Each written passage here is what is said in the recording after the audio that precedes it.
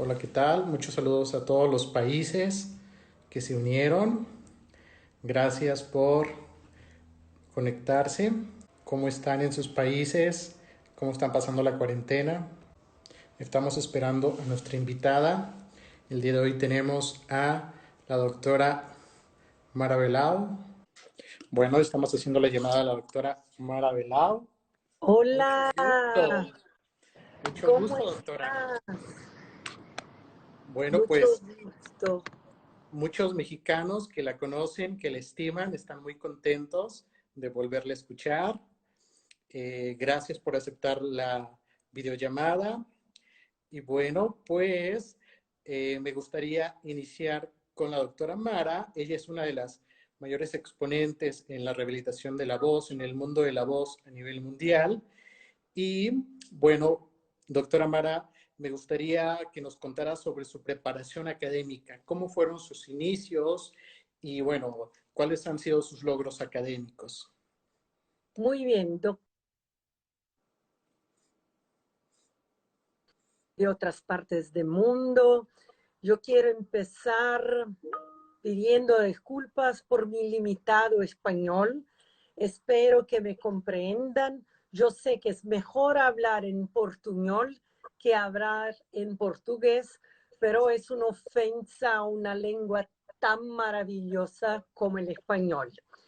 Y les agradezco muchísimo por esta honorable invitación de esta charla con ustedes. Me siento muy especial. Toda esta semana de aislamiento en Brasil es un periodo muy duro y probamos mejorar, reducir la sensación trabajando, escuchando música.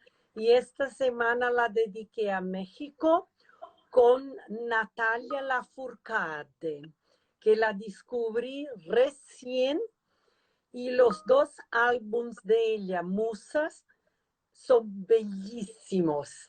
Así que tengo más una encantadora cantante mexicana en mi corazón, que es Natalia Lafourcade. Qué mujer, qué voz, qué pureza, qué clareza de tono. Muy bien. Ahora voy a hablar de mi formación. Yo hice una graduación en fonoaudiología acá en Brasil. Cuando yo me recibí, la profesión aún no existía en Brasil. Tengo 43 años de carrera, soy mayor, soy joven hace mucho tiempo. Y cuando terminé, yo quería irme a Estados Unidos, pero mi madre era italiana y mi padre alemán. Ella no me dejó ir a Estados Unidos porque su ciudad en Italia había sido bombardeada por los americanos y así que ella tenía aquella sensación antiamericana. Pero me dijo, muy bien, si quieres ir a Italia, te vayas. Y yo me fui a Italia y fue un tiempo precioso. Cono Conocí gente maravillosa. Yo estaba en el Policlínico de Milán. Después me fui al centro foniátrico de Padova, donde estaba el profesor Lucho Croato, y estuve en el mismo sitio, en el Policlínico, en el centro, donde también había estado el profesor Pedro Berruecos, que es uno de los íconos de nuestra bellísima profesión y que vive eternamente en mi corazón.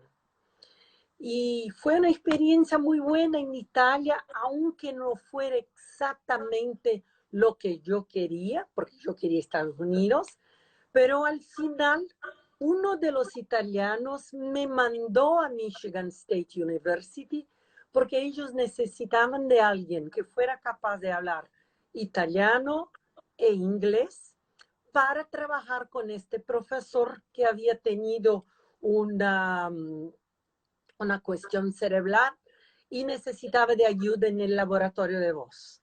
Así como los italianos me habían mandado a Estados Unidos, mi mamá no pudo decir no y me fue. para trabajar con uno de los fundadores del escenario de identificación por la voz, el profesor Oscar Tossi. Trabajé con él en la maestría, en el PhD, y después vi un cartaz de la The Voice Foundation y decidí que tenía que ir. Me fui, me quedé absolutamente encantada y tú bien lo sabes por qué, porque The Voice Foundation es un atractor para nosotros que vivimos de la pasión de la voz y nunca más abandoné. Volví en Brasil, en mi universidad, en la Escuela de Fonoaudiología de la Escola Paulista de Medicina, que hoy se llama Universidad Federal. Yo fui la primera fonoaudióloga a recibir el título de doctora. Y empecé a trabajar.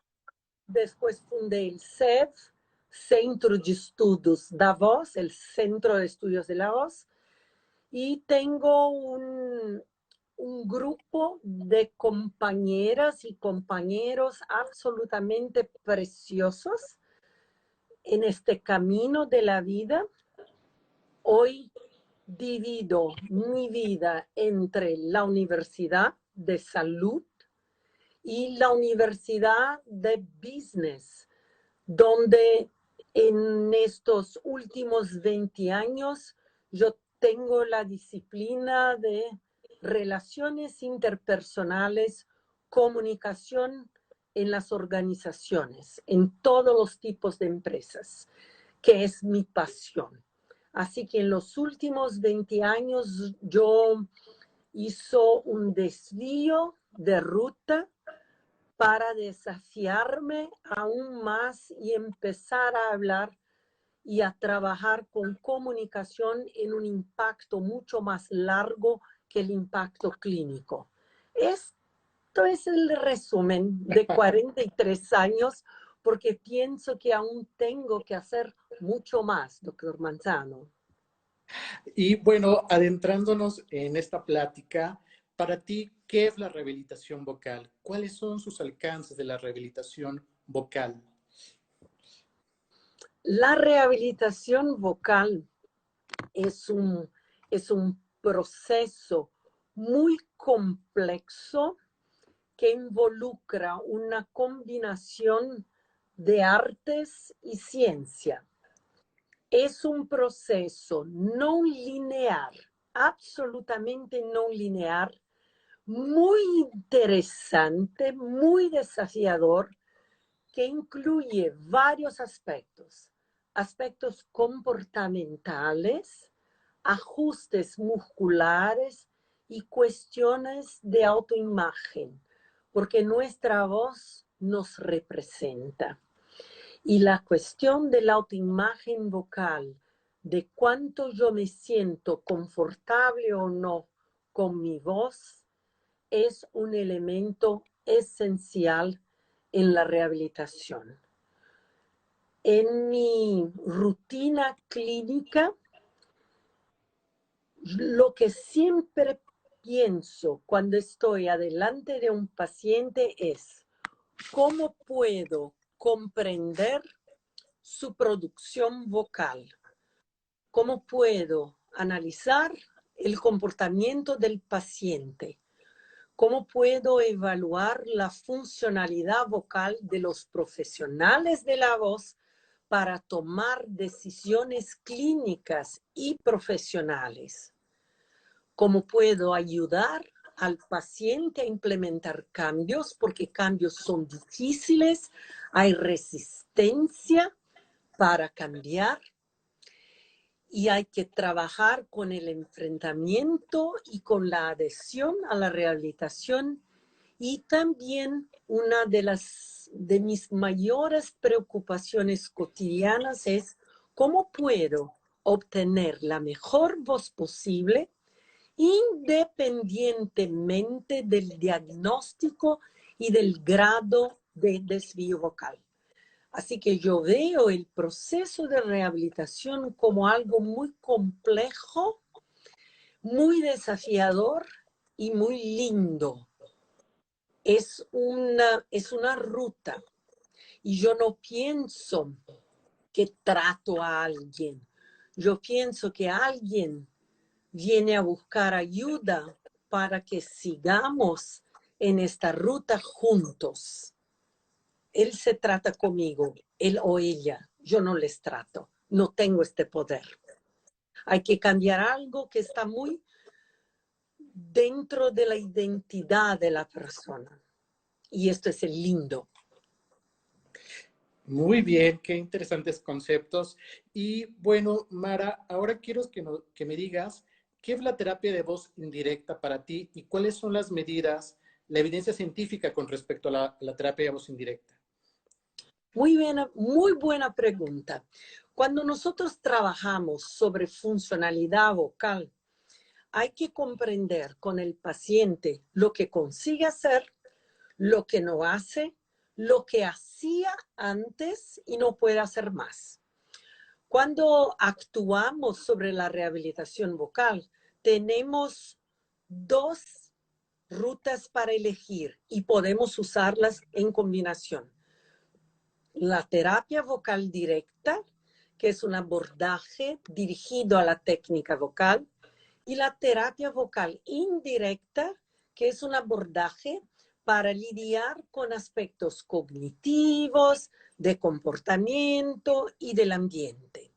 La terapia vocal indirecta cambió mucho en esta última década y hoy trabajamos con control de estrés, enfrentamiento del problema, enfrentamiento activo, técnicas de relajación, pero combinadas con producción de voz y no solamente relajación, asesoría vocal y muchos aspectos ambientales como micrófono, acústica de la sala, etc.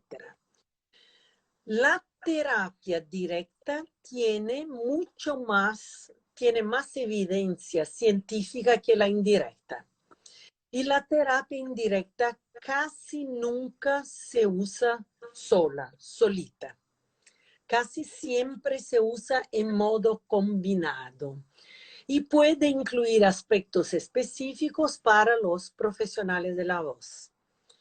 Por veces, algunas informaciones muy sencillas pueden hacer la diferencia y es lo que nosotros llamamos biblioterapia.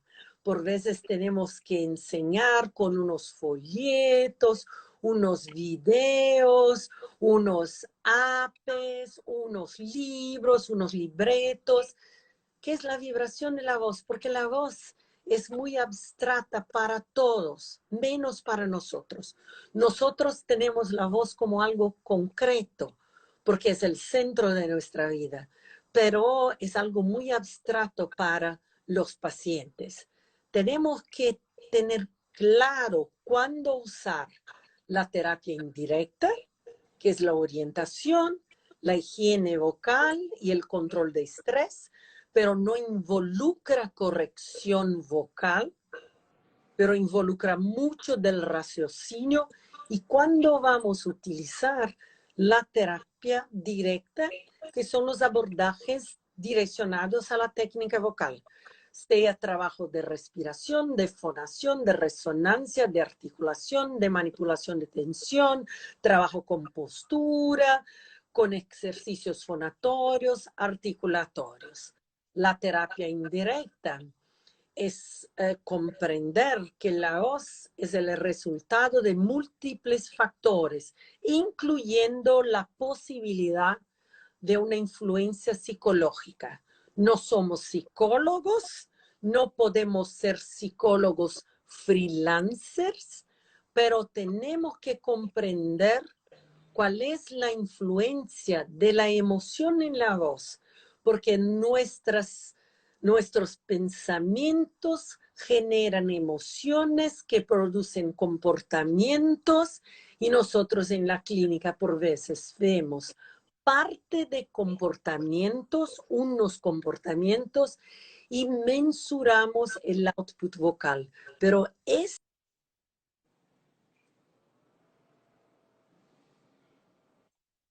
resultado del comportamiento que por su vez es el resultado de los sentimientos y del pensamiento. Y así que me gusta mucho preguntar a los pacientes qué creen ellos que produció su problema de voz, qué piensan ellos sobre su voz, en qué modo su voz la representa, lo representa o no. A propósito de esto, te manda saludos el doctor Masao Kume de México. Y ¡Qué él, querido doctor Kume! Un abrazo grande. y él nos pregunta, ¿qué opinas y si te gusta la telemedicina en la rehabilitación vocal? Muy bien. Doctor Masao Kume. Nosotros estamos aislados en la ciudad de San Paulo, que es el epicentro de la pandemia en Brasil. Aún no tenemos números tan terribles como los de España, los de Italia, pero sabemos que en las próximas 2 semanas va a peorar. Así que hace un mes yo cerré la clínica y esto me costó un trozo del corazón. Cerrar el SED con la llave después de 43 años de trabajo diario fue un dolor inmenso, pero yo sabía que tendría que hacerlo. Y teníamos unos pacientes que necesitaban del apoyo y en menos de una semana aprendimos a trabajar con las plataformas, con Zoom, con Skype, con Zoom Health, con WhatsApp, con FaceTime. Yo pienso que la comunicación virtual es una versión muy pobre de la comunicación real, pero pensamos, estamos en un momento muy duro, muy difícil, muy triste. Hoy para Brasil, con la, con la demisión del ministro Moro, nuestro ministro de Justicia, fue un día de una tristeza horrible, pero estamos hablando, estamos charlando. Estoy hablando con México, sé que mi compañera de Israel, que es argentina, Claudia, está en la llamada, Portugal está en la llamada, los amigos de Brasil también. Así que la posibilidad de comunicación virtual es mejor que ninguna comunicación, pero nada, nada, doctor Kume, sustituye la interacción face a face. ¿Se dice en español face a face? Sí, Face to face. Ok. cara a cara. Nada reemplaza, gracias, nada reemplaza la comunicación cara a cara. Es superior. Pero ayer, por ejemplo, yo vi un paciente que tenía una condición vocal muy difícil y es uno de los portavoces de la pandemia en Brasil. Yo no lo había visto antes presencialmente en la clínica, así que la primera consulta yo la hice ayer por internet y salió muy bien. Y hoy vi a una madre muy preocupada con su hijo. ¿Es lo mejor? No es lo mejor. Les prometí que apenas volvemos a la cuestión presencial, les voy a recibir en la clínica y vamos a completar nuestra evaluación. No es lo mejor, pero es mejor que nada. Hay que comprender que respeto, ética, privacidad y responsabilidad por la consulta es del profesional. Así que no es que puedo llamar a una persona a hacer lo que quiera hacer sin un cuidado que es el cuidado que involucra nuestras profesiones en la área de la salud. Y bueno, ahora ustedes como Brasil, ustedes manejan un concepto de atleta vocal. ¿Qué es el atleta vocal?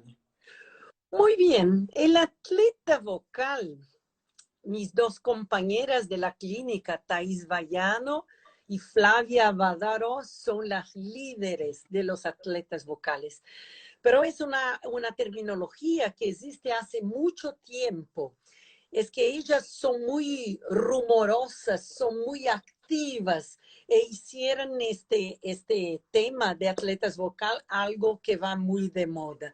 El atleta vocal es un profesional de la voz que necesita de un apoyo especial para producir un condicionamiento vocal que es mucho más que warm-up and cool-down. Es mucho más, es una preparación intensiva hecha a largo plazo para tener la mejor condición vocal para enfrentar la tarea de comunicación. Por ejemplo, Thais y Flavia tienen una larga experiencia con los intérpretes de las escuelas de samba. Es una competición, es un concurso, el carnaval no es una fiesta, es todo, es algo muy complejo y estos profesionales cantan la misma canción por 40, 50 minutos, así es un looping de gasto de energía enorme en una situación donde la acústica es absolutamente pobre y ellos tienen que tener una buena voz al final del concurso para que no se les saques puntos de menos en la competición. Y ellas desarrollaron este programa bellísimo de producir un condicionamiento progresivo para tener la mejor condición vocal para el enfrentamiento de la situación de máximo gasto, o sea, de alta performance vocal, donde se necesita un rendimiento mucho mejor que, como por ejemplo, nosotros charlando. Y bueno, sé que en Brasil ustedes manejan un concepto de terapia breve intensiva de voz con respecto versus la terapia tradicional de la voz. ¿Cuál es tu opinión con respecto a esto? Muy bien, Carlos. Si yo pudiera trabajar única y exclusivamente con un programa intensivo, yo lo iba a hacer. Porque pienso que tal vez entre unos 80 y 90% de casos, el programa intensivo, la terapia breve intensiva, es superior al régimen regular. En el régimen regular, cuando nosotros vemos el paciente 1 o 2 veces por semana, tenemos objetivos a largo plazo, los resultados son más estables, el aprendizaje es progresivo y me parece que tal vez sea la más indicada para las disfonías comportamentales, porque cambiar comportamiento es algo que necesita esfuerzo. De la otra parte, cuando nosotros trabajamos con el programa intensivo, los objetivos son a corto plazo, los propósitos son claros y específicos. Por ejemplo, si un artista tiene una presentación profesional inminente, o si es un paciente, un individuo de una otra ciudad donde no hay especialistas en voz, o si hay una necesidad de cambio inmediato de la voz. Muy bien. Nosotros trabajamos con terapia breve intensiva hace más de 20 años y empezamos con casos de cirugía de surco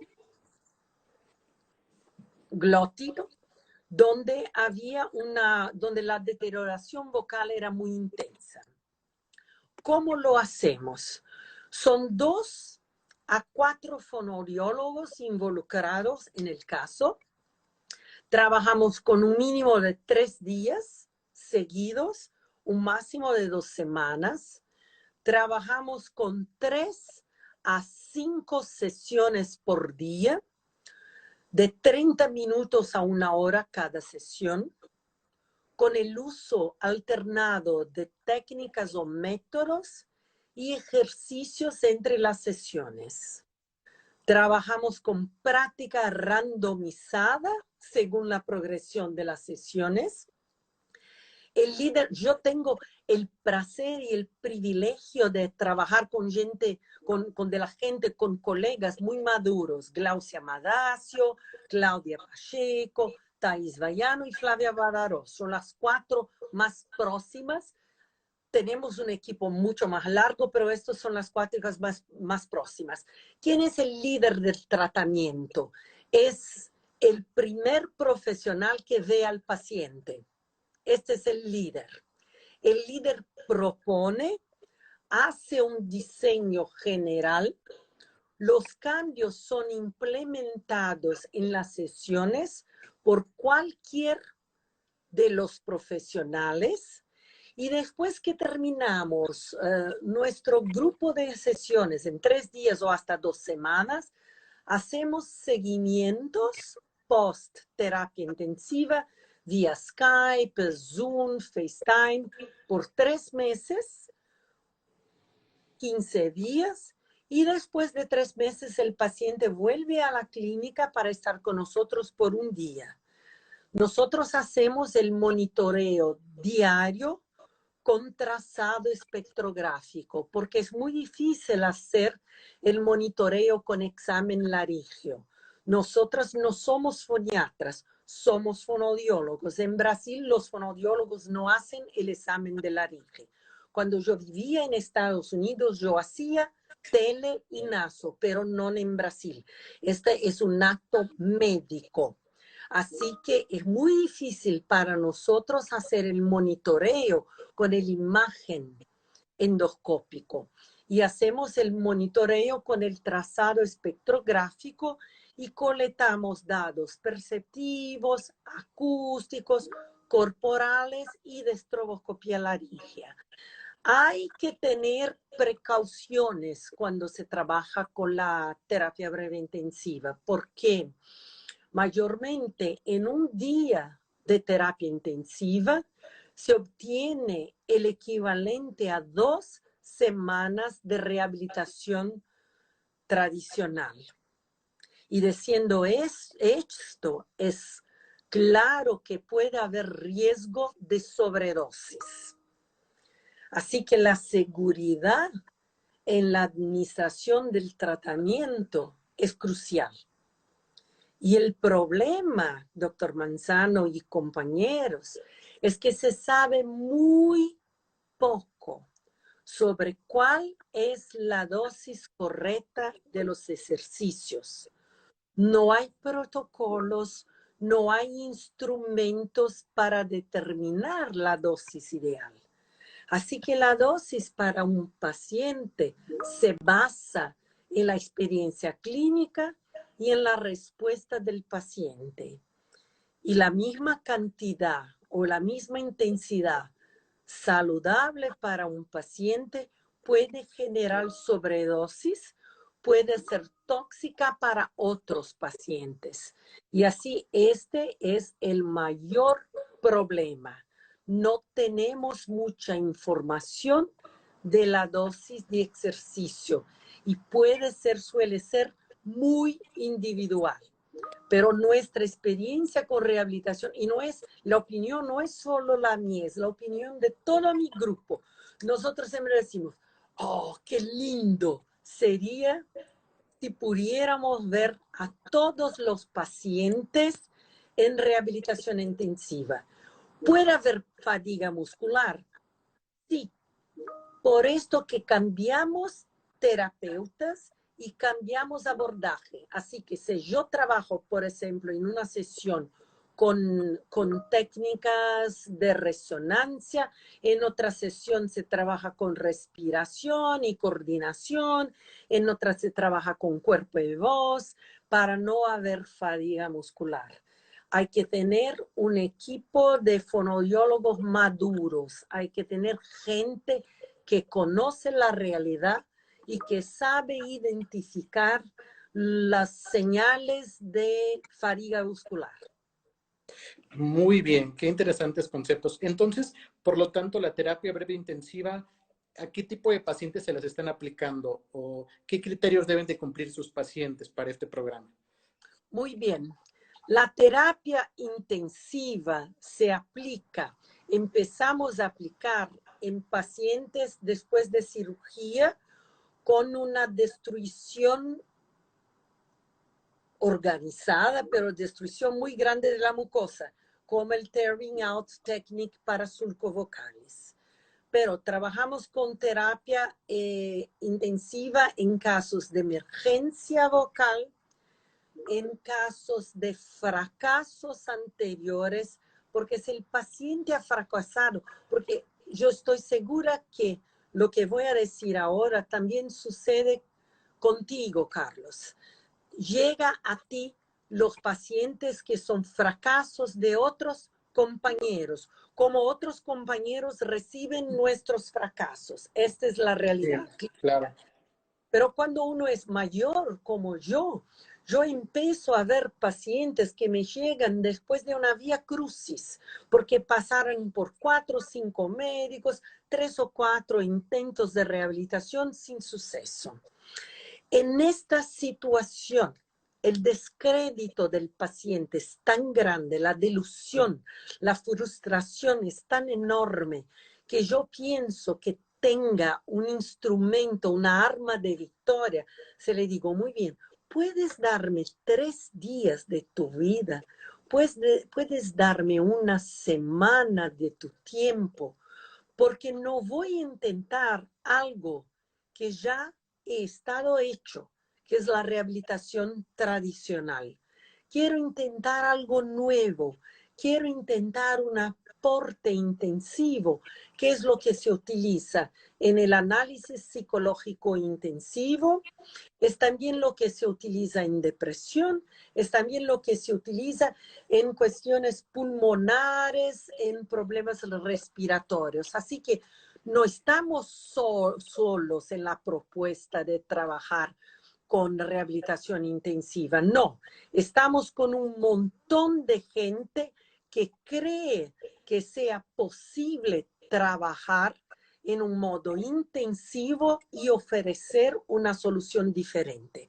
Así que son 5 las indicaciones primarias: postoperatorio de cirugía para despegue de sulcus, emergencias vocales en los profesionales de la voz, cicatrices iatrogénicas.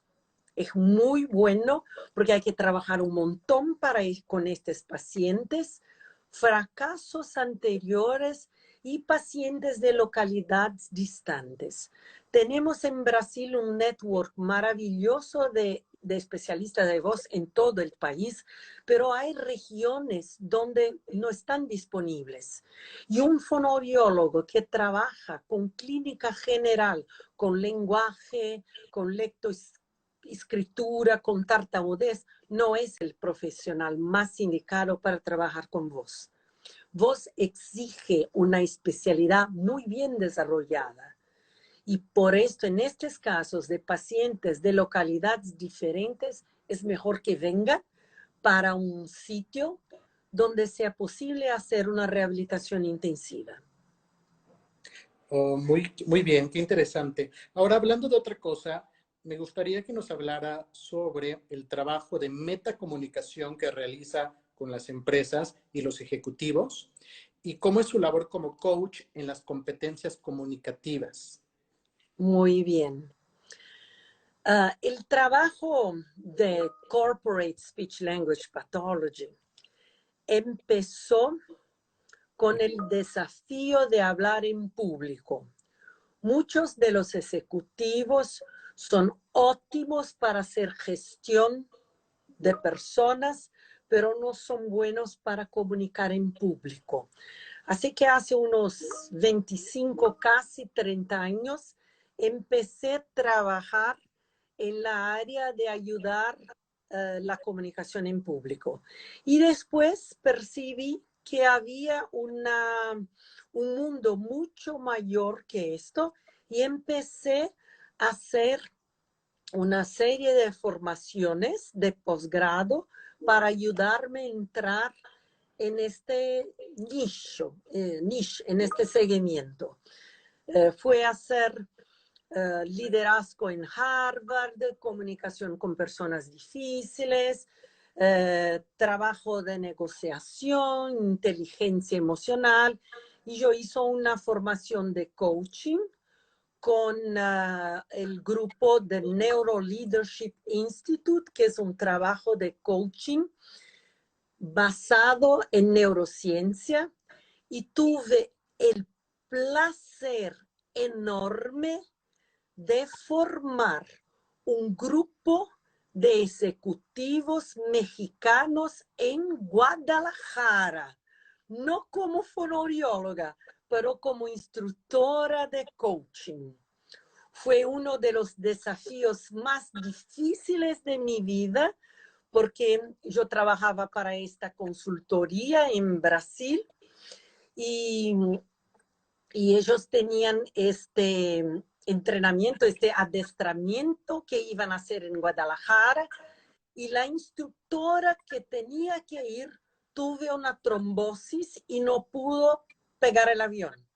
Así que ellos necesitaban de alguien que tuviera un pasaporte que se pudiera entrar en México. En aquel momento se exigía de los brasileños visto, pero yo tengo el pasaporte italiano, yo soy ciudadana italiana, así que decía, Mara puede ir. Yo decía, sí, pero voy, pero ¿cómo voy a dictar? Es un curso de 4 días sobre formación de líder coaching, y así esto fue uno de los mayores desafíos en la bellísima ciudad de Guadalajara con un grupo de ejecutivos mexicanos y yo los formé en el rol de líder coach. El trabajo de coach dentro de la metodología que yo fui entrenada es un trabajo para desarrollar la cualidad del pensamiento. Así que el trabajo significa mejorar cómo piensas sobre ti mismo, sobre el mundo, sobre las metas, los objetivos de tu vida. Y estos ejecutivos de Guadalajara, una gente absolutamente preciosa. Y el más interesante es que yo no estaba ya como fonoaudióloga, yo estaba como coach y tenía miedo que alguno hiciera la conexión y la cosa saltaba fuera, que yo no tenía las credenciales suficientes para estar allá como instructora de coaching, porque fue en el principio de mi formación. Hoy trabajo con ejecutivos para el desarrollo de su profesión, para mejorar habilidades de liderazgo, para competencia comunicativa de habla y de escucha, porque el buen comunicador no es el que habla bien, pero es lo que escucha mucho, y también para desarrollo de inteligencia emocional. Y en este momento hago muchos entrenamientos, muchos cursos sobre empatía, empatía cognitiva, preocupación empática y empatía emocional. Porque este siglo que nosotros vivimos, doctor Manzano, es el siglo de la empatía. En el siglo pasado, nuestra mayor preocupación era la preocupación de quién soy, cuál es mi rol en este mundo, cómo voy a involucrar a mi vida. Esto pasó, esto hoy es considerado default, esto hoy es considerado la base. Si quiero hacer la diferencia en el mundo, tengo que preguntar, ¿quién sos? ¿Qué necesitas? ¿Cómo te puedo servir? ¿Cómo te puedo ayudar?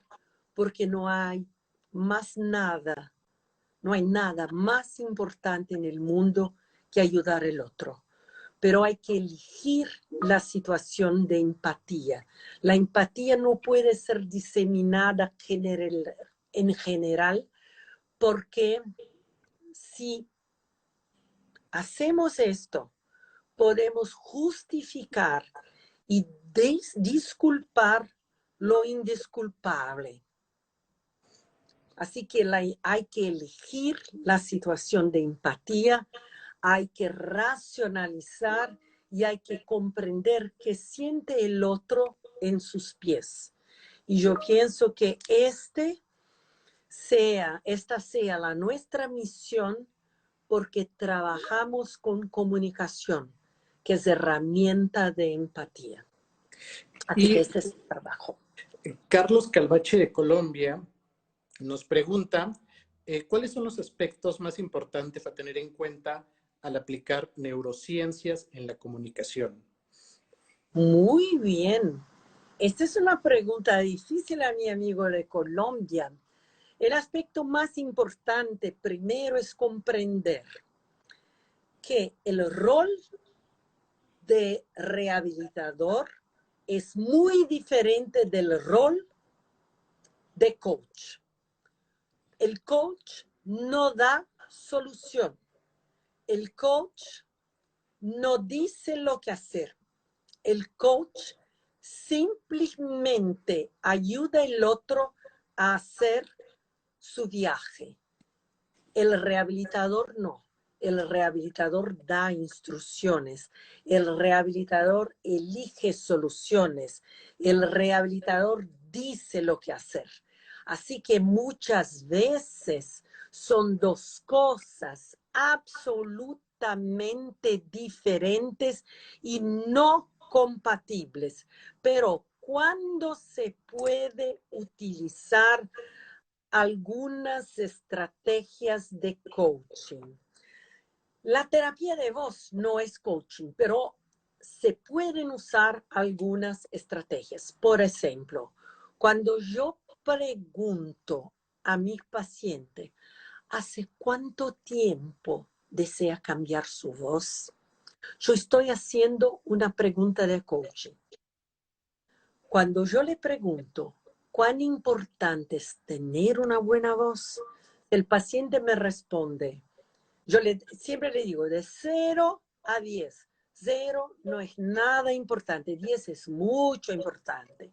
¿Cuán importante es tener una buena voz? Si él me dice 9, yo le digo, qué ótimo, porque vamos a lograr. Si él me dice 2, yo le pregunto, muy bien, entonces, ¿qué estás haciendo aquí? Porque este sitio es el sitio ideal para cambiar tu voz.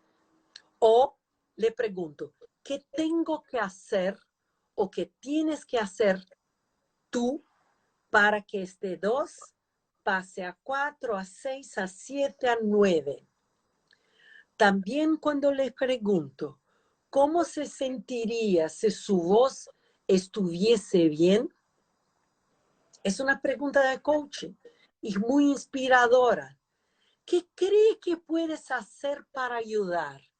Y por veces el más sorprendente de la respuesta es el paciente mirarnos y decirnos, mira, pienso que tengo que hacer los ejercicios, que es obvio, pero hay que preguntarlo.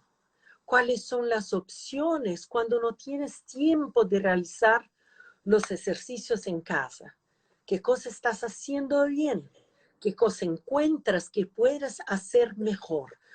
Todas estas preguntas son preguntas de coaching. Así que por veces, yo cuando hice mi formación en coach, yo tendría una dificultad muy grande porque yo soy controladora. Quiero dictar las normas, quiero poner las reglas. Y me encanta decir lo que hacer al otro. Pero lo que funciona a mí misma no funciona al otro. Así que fue muy difícil transitar por las dos áreas y comprender que por veces tengo el rol de terapeuta y por otras veces de rehabilitadora tengo el rol de coaching. Pero cuando nada sirve, cuando nada funciona, cuando el caso está paralizado, difícil de seguir adelante, yo pienso que el coaching sea una herramienta espectacular para mejorar la calidad del pensamiento. Muy bien, qué profundos conceptos. Y bueno, para ir ya cerrando, me gustaría que nos dieras, nos están escuchando varios cantantes, varios actores, un consejo para los atletas vocales. ¿Cuál es tu mejor consejo para ellos? Wow. Ah, ustedes son muy especiales. Ustedes, cantantes, actores, actrices, son de una sensibilidad espectacular. Por veces nosotros no los comprendemos.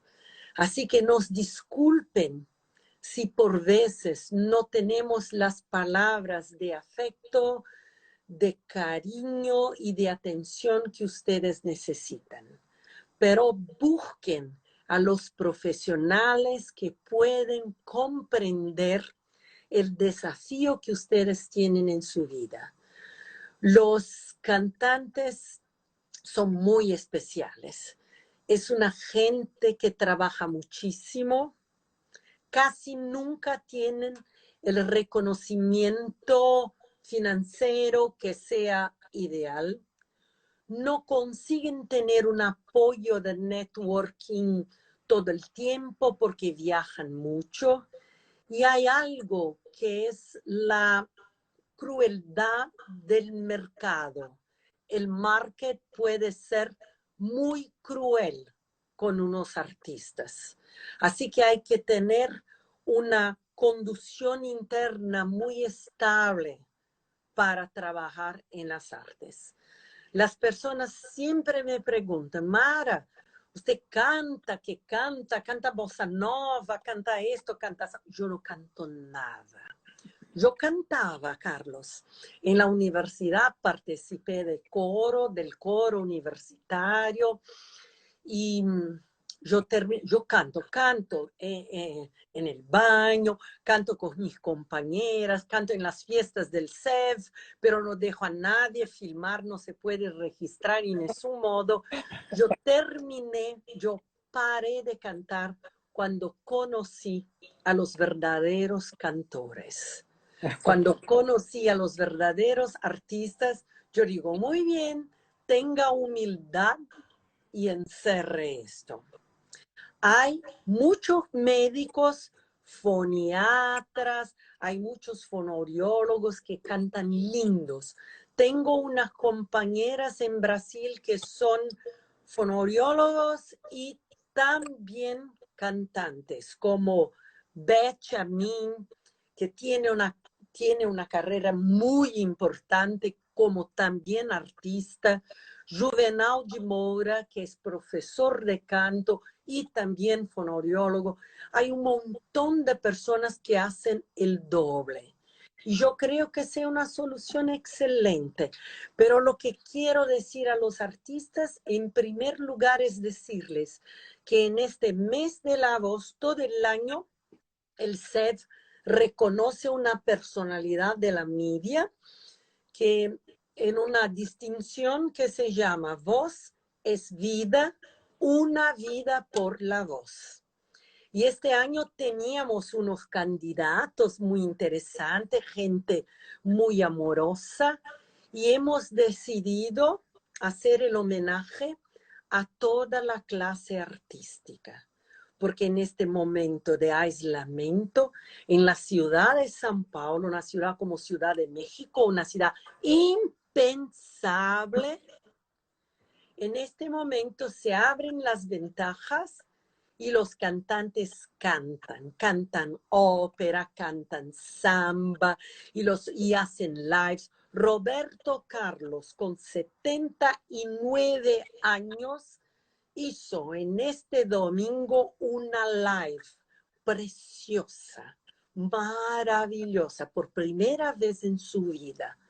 Así que en este momento yo que quiero hacer es un reconocimiento profundo, sincero y humano a toda la clase artística en este momento de aislamiento. Yo soy muy optimista y pienso que aún vamos a sufrir mucho en estos días, pero también pienso que podemos salir de esta situación como seres humanos mejores, como gente mejorada, de mejor calidad, de mejor intención. Muy bien. Y ahora quiero que nos des cuál es el mejor consejo para todos los médicos foniatras, terapeutas de lenguaje, fonoaudiólogos, logopedas que se dedican a hacer rehabilitación de voz. Van a la Voice Foundation. Si ustedes van allá, van a encontrarme a mí, van a encontrar al doctor Manzano, van a encontrar a los amigos americanos y a la gente del mundo. Es una plataforma inclusiva, interactiva. En el próximo año es el encuentro 50 de la The Voice Foundation. Obviamente tengo que decirles que hablo con mi corazón sobre la The Voice Foundation. Hoy yo ocupo un cargo en el board de la Fundación de la Voz. Me siento muy honorada de este cargo. Pienso que sea algo muy importante en mi vida, muy importante para el Brasil, muy importante para la fonoaudiología. Y si ustedes quieren militar, trabajar en el área de la voz, la The Voice Foundation es el encuentro que le va a dar la impresión más real del mundo. ¿Es perfecto? No, nada es perfecto, pero es absolutamente esencial en la vida de la gente que se dedica. Y es una gente hermosa. El profesor Satalov es hermoso. La señora María Russo es hermosa. La gente, los amigos, las fiestas, las presentaciones. Se ve cosas duras, sí, se ven cosas duras, porque los americanos son asertivos y ellos no tienen esta noción de colectividad que los mexicanos y los brasileños tenemos, que es decir cosas con medias palabras, dar vueltas, hablar en círculos. No, ellos sacan el micrófono y hablan lo que tiene que ser dicho. Así que yo aprendí mucho de asertividad, directividad y de estamos aquí para mejorar al paciente, que es nuestra preocupación principal. Pues esto.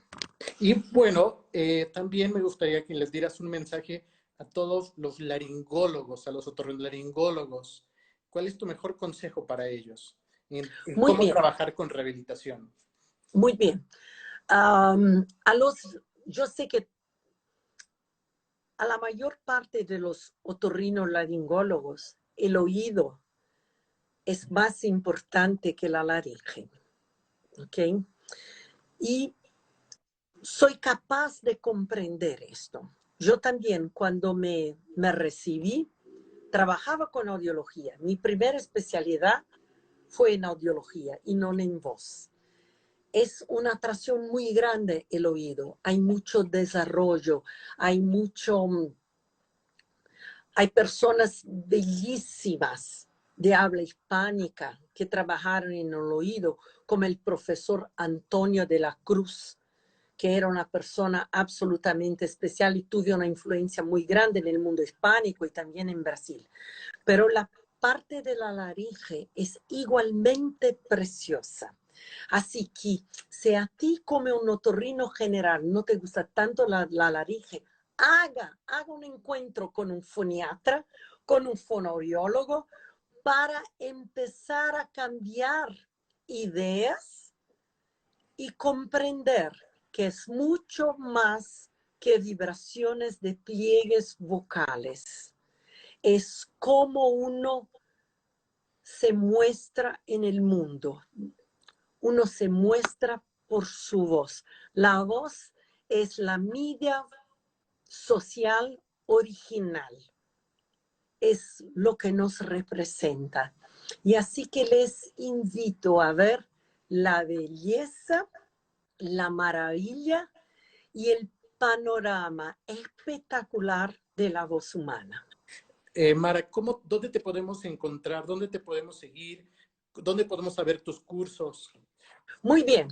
No estoy en Facebook. Hay 3 Facebooks con mi nombre, los 3 son falsos, son fakes. Estoy en Instagram. Es un Instagram que mistura cosas personales y cosas del CEF. El CEF tiene un Instagram también que es CEF, Centro de Estudos da Voz BR, que es lo que está en la pantalla, pero porque no sé por qué razón, al invés de ingresar en tu charla con Mara Belao, ingresé con CEF y casi me maté. Son los misterios de la internet, pero estamos charlando, pero no entré en el mío, entré en el del CEF por una razón que no se sabe. Y pueden pasarme por correo electrónico, es M de Mara, Belao, B-H-L-A-U-H, antes de L, no es Belao, es Belao, arroba, cevbr.com. Es muy fácil encontrarme. Muy bien, pues agradecemos a todos los países que se conectaron, agradecemos por dedicarnos un tiempo para escucharnos y nuevamente agradecemos a Mara Belao por compartirnos toda esta experiencia. Esta plática quedará grabada por si la quieren volver a ver. Fue muy enriquecedora, va a estar en el canal de YouTube de Carlos Manzano Foniatra, la pueden ver también en Facebook.